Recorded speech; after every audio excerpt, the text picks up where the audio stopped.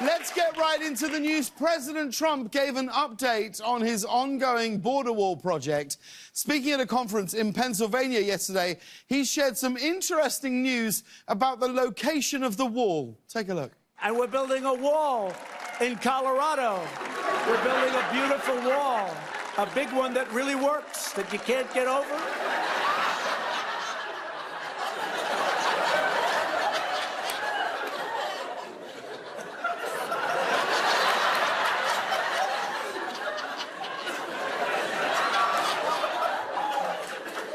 You can't get over it.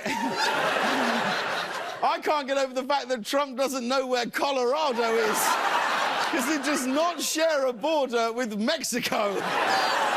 Trump wants to build a wall in Colorado. Even worse, he's going to make New Mexico pay for it. I gotta say, here's what I'll say. It is about time.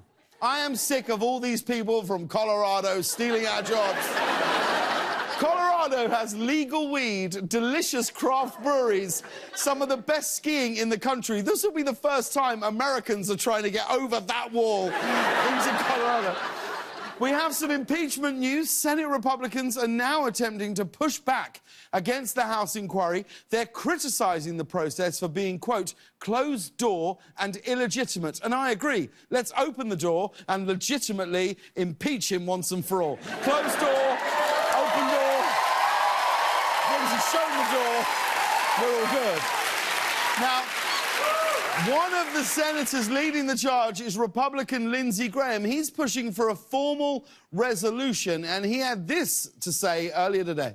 The purpose of the resolution is to let the House know that the process you're engaging in regarding the attempted impeachment of President Trump is out of bounds. Out of bounds. That's pretty bad. This could escalate from out of bounds to you're on thin ice. I mean, this could go all the way to that's it, go to your room. Now, as you know, Donald Trump repeatedly refers to the impeachment inquiry as a witch hunt. Well, the Trump campaign just announced that it will host an actual Halloween witch hunt-themed party later this month. There will be costumes, candy, and prominent members of the Trump campaign. Wow, it sounds like fun.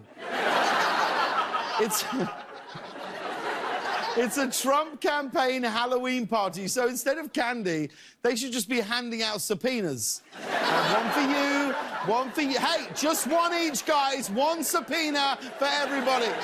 There will even be a contest where prizes will be given out for various categories. You know, like the spookiest views on female reproductive rights.